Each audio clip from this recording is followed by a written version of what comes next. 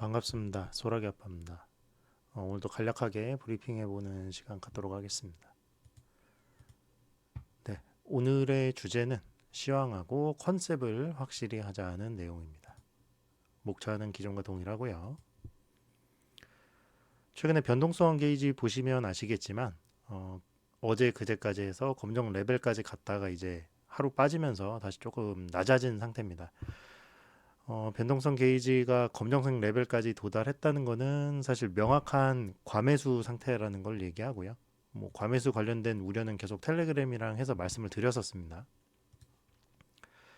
고점 대비를 해서 저점으로 이어지는 걸 보면은 지금 여기 위치가 고점과 저점의 절반을 이제 조금 넘는 위치입니다. 네, 이 구간이 이제 일종의 뭐 페어밸류 갭이라고 설명을 하시는 분도 있지만 저는 그냥 편하게 매물대가 좀 많이 겹치는 구간이라고 이해를 하고 있습니다. 이 구간을 지난 작년 7월부터 해서 6개월 동안의 하락을 뚫고 올라오기는 했지만 여기서 이 고점을 한 번에 회복하는 것은 다소 좀 무리가 있다는 생각입니다. 그렇기 때문에 현 구간에서 어느 정도 좀 조정이 좀 예상이 됐었고 그것과 관련돼서 계속 코멘트를 했었는데요. 며칠 전에 이제 외국인 선물 매수랑 현물 매수가 좀 들어오면서 캔들이 조금 길게 나오는 모습이 보였는데 그때 기준으로 단기 상승 클라이막스가 좀 어느 정도 나온 모습이라고 생각을 하고 있습니다. 물론 중장기적으로 봤을 때는 주봉상으로는 기존과 동일하게 저점을 만들면서 주봉상 수렴 구간이 계속해서 이어지고 이번에 고점이 올라온 게 고점과 고점을 높이는 과정이 될 거기 때문에 주봉상으로는 사실 좀 정배열 초입을 만들어가는 구간에 좀 가깝다고 생각을 하고 있습니다. 아직까지는. 근데 단기적으로는 아무래도 많이 올라왔으니까 많이 좀 조정이 좀 어느 정도는 좀 필연적으로 나올 수밖에 없다. 이제 이렇게 생각을 하고 있습니다. 이런 조정이 실제로는 좀 미국 주식 관련돼서 조금 이슈가 됐었던 것 같아요. 지금 이제 차트로 보고 있는 종목은 팔런티어입니다. 팔런티어가 이제 미국 뭐 국방 예산 절감 때문에 조금 이슈가 생길 거다. 어쨌든 명확하게 악재가 뜬 거죠. 오늘 이제 캔들상 이제 갭을 어느 정도 지지하는 그림이 나오기는 했지만 결과적으로는 이 갭매움에 대한 거를 테스트를 며칠간은 좀 계속을 해야 됩니다. 그렇기 때문에 이 갭매움이 진행되는 동안에는 그 올해 초부터 계속해서 말이 나왔던 트럼프 트레이딩 관련돼서는 전부 다 종목이 좀 약세를 보일 가능성이 높습니다. 한국은 이제 트럼프 트레이딩 관련돼서 이제 가장 말이 많이 나왔던 게 조선이죠. 이제 지금 보고 계신 종목이 HD 현대중공업인데 HD 현대중공업도 올해 이제 트럼프 대선 전후로 해서 박스권 상단을 넘어가고 박스권 상단 기준으로 해서 2배 가까이 올라온 상황입니다. 배수로 따지면은 사실 뭐 2배라는 배수가 그렇게 많이 올라온 거는 아닌데 시총을 감안한다면은 사실 좀 어느 정도 올라온 상태죠. 21선 약화되면서 추세 각도가 조금 약화될 가능성이 있기 때문에 여기서 뭐 이제 상방수렴이 나가든 하는 식으로 해서 어느 정도 조정은 나올 가능성이 높은 구간이 됐습니다.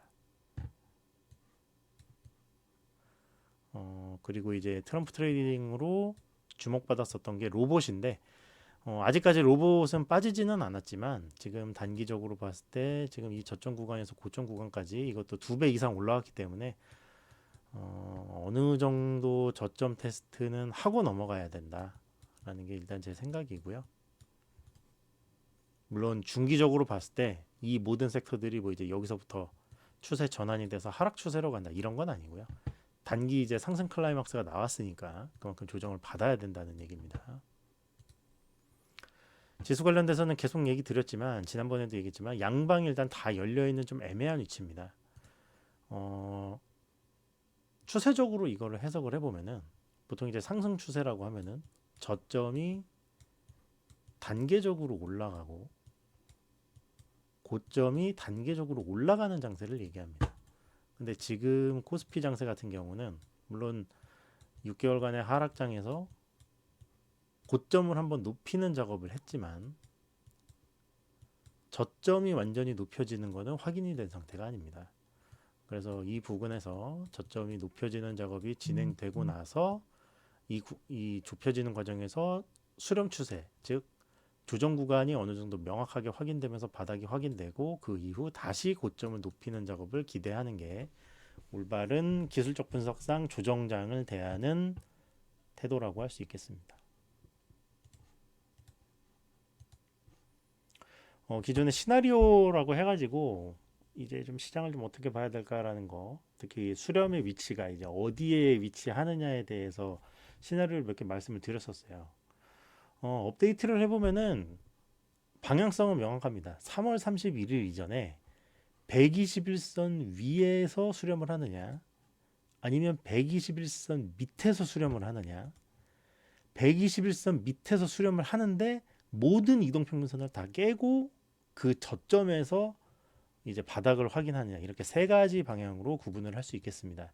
지금 상태에서는 사실은 어느 부분에서 어떻게 바닥이 형성될지는 몰라요. 알 수 없습니다. 이 조정이 나가는 형태랑 기존의 조정 그 상승을 이끌었던 대장주들이 어떤 형태로 해서 조정을 나오는지에 따라서 이 예상하는 시나리오가 바뀔 것 같습니다. 이거는 제가 좀 실시간으로 진행을 하면서 1번 시나리오다, 2번 시나리오다, 3번 시나리오다 보면서 평가를 해야 될 것 같고요. 다만 이제 조금 우려스러운 부분은 공매도 재개가 3월 31일로 확정이 되었고 윤 대통령의 최종 변론이 이번에 그 2월 말로 거의 확정이 됐죠. 그러면은 판결이 나오고 하면은 3월 말 정도, 3월에 이제 좀 대선 관련된 변수가 크게 나오기 때문에 한국을 바라보는 외국인들의 시점이 좀 불확실성이 좀 커진다, 이렇게 볼 수 있는 상황이 되기 때문에 이 점은 조금 부담스럽습니다. 개인적으로 121선 지금 위에서 수렴을 만드는 거는 좀 너무 긍정적인 것 같고요. 좀 중간 시나리오가 되지 않을까 싶은데 이 구간은 조금 봐야 될 것 같아요. 왜냐면 지금 뭐 삼성전자나 자동차나 2차 전지 같은 애들이 좀 많이 버텨주면 상관이 없는데 지금 그거에 따라서 조금 시장 변화가 좀 클 것 같아요. 일단은 시나리오를 두고 현금으로 해서 지난번에 그 마지막에 결혼을 드렸을 때 전리품을 좀 챙기자고 말씀을 드렸습니다. 그래서 전리품을 챙긴 다음에 추가적으로 뭔가 내가 여기서 좀 공격적으로 대하는 거는 시간 차이를 좀 두면서 판단을 해야 된다, 그렇게 생각을 하고 있습니다.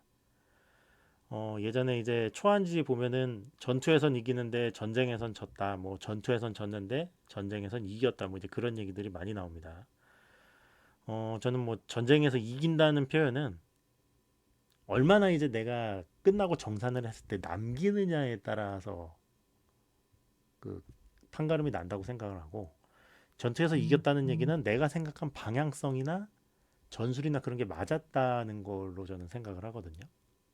이거를 이제 주식으로 따지면은 내가 생각한 종목이나 섹터의 방향성이 명확했다. 그래서 결과론적으로는 내가 그거를 맞췄어. 그렇게 되면은 저는 전투에 이겼다고 생각을 해요. 근데 전쟁에서 이기려면 결과적으로는 내 계좌에서 돈이 남아야 되거든요. 수익을 반드시 챙겨줘야 되는데 내가 방향성은 맞추는데 계좌상 남는 건 없어. 이거는 좀 곤란합니다. 그래서 주식 투자에서는 전투에서는 지는데 전리품은 전쟁에선 이긴다, 저는 이 개념은 안 통하는 것 같아요. 전투에서 이기면서 전쟁에서 이기는 전략을 취해야만 좀 계좌에 남는 게 좀 생기지 않나, 그렇게 생각을 하고 있습니다.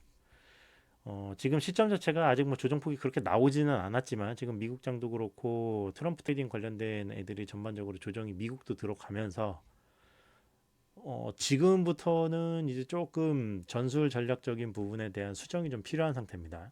근데 이게 어떤 방향이 반드시 옳다 이런 거는 아니고 본인이 감당할 수 있는 성향이랑 컨셉이 굉장히 중요해요. 일단 단기적으로 많이 오른 종목들에 대해서는 조정이 무조건 나올 수밖에 없습니다. 예전에 플루토 리서치에서도 얘기가 나왔었지만 국장은 상승장이 블랙스완입니다. 그만큼 상승장이 짧고 강하게 나오고 하락장이 길고 지루하게 나와요. 그렇기 때문에 지금 상태에서는 어느 정도 현금은 들고 가는 거를 필수적으로 해야 되는 상황은 맞습니다. 근데 내가 생각한 방향성이 옳아. 그리고 방향성대로 갔어. 근데 내가 단가가 싸다 라고 생각하는 사람은 여기서 단가가 만약에 싼 사람들을 전제로 얘기를 하는 겁니다. 그러면은 결국 중기적으로는 상승이 나갈 거기 때문에 내 단가를 건드리지 않는 상황에서는 어느 정도 홀딩을 지속하면서 수렴 구간이 나오는 걸 보면서 비중을 늘리는 거를 사실은 고민을 해야 돼요. 중기적으로 중장기를 하는 사람들 같은 경우에는. 근데 내가 보기에는 이 섹터 방향성이 분명히 맞는 것 같은데 내 단가가 별로 안 좋아. 지금 상태에서 막 그 양전 음전을 막 반복할 수 있는 그런 단가다. 그 단가에서는 어느 정도는 뭐 현금화를 하고 내가 생각한 그 부분이 맞다고 하면은 조정 구간에서 내 단가보다 조금 쌀 때 추가적으로 다시 사는 이제 그런 전술이 좀 필요하죠. 결과적으로는 내가 이제 뭐 이제 블로그에서도 어떤 분이 그 질문을 주셨거든요. 이게 주가가 이렇게 고점 저점 고점 저점 이렇게 반복하는데 이 구간에서 팔고 이 구간에서 사고 이 구간에서 팔고 이 구간에서 사고 이거를 기술적 분석을 통해서 구현이 가능하냐라고 문의를 주셨어요. 근데 제가 보기에 요거를 딱딱 맞추는 거는 사실상 불가능해요. 그냥 어느 정도 적당한 구간에서 팔고 어느 정도 적당한 구간에서 사고 요거를 반복하는 거거든요. 물론 이제 요게 고점과 저점에 가까울수록 실력이 좋은 거지만 방향성은 명확해요. 어느 정도 적당한 수준을 유지를 해야 됩니다. 근데 지금 상태는 얼마 전에 얘기했듯이 팔았을 때도 적당한 구간에서 팔면은 요 적당한 수준에서 사야 될 때를 기다리는 게 중요하거든요. 근데 아직은 아니다. 지금 제가 보기에는 한 요 정도 지점인 것 같으니까 지금 조금 기다리면서 눈치 보기 게임을 조금 해야 된다. 계속해서 말씀드리지만 지수 기준으로의 기술적 분석상으로는 정배업 초입을 만들어내는 과정이기 때문에 중기 상승 관점은 유지입니다. 지금 올해 1분기에 올라왔던 섹터들이 2분기 때도 강할 확률이 높습니다. 그렇기 때문에 중기 상승 관점은 계속해서 유지한 상태에서 버틸 여건을 만드는 게 굉장히 중요합니다. 여기서 고점에서 물려서 마이너스 한 15% 간다고 쳐볼게요. 와, 그러면은 예를 들어서 신용 베팅으로 해서 마이너스 15%면은 마이너스 30% 이상 나가잖아요. 이거 대부분 손절 나갑니다. 지수가 꺾였을 때 종목이 하락 클라이막스가 나오는 걸 못 버텨요. 근데 저는 지금까지 올라왔던 종목들이 지수 하락 중에 하락 클라이막스가 나오면 거기서부터 받을 거거든요. 이게 현금 비중이 조금 있는 상태에서 내가 올라간다고 생각하는 방향이 명확하면은 전술적으로 내가 취할 수 있는 행동이 완전히 달라져요. 그렇기 때문에 지금 상태에서 뭐 신용 베팅이나 아니면은 현금 여력이 제로인 상태를 너무 고집하지 마시고 특히 내가 보는 방향성이 무조건 맞는다는 거를 고집을 하지 마시고 어느 정도 좀 여유 있게 계좌를 운영하셨으면 하는 바람으로 코멘트 해봅니다. 네, 도움 되셨으면은 구독, 좋아요, 알림 설정 같이 부탁드리겠습니다. 감사합니다.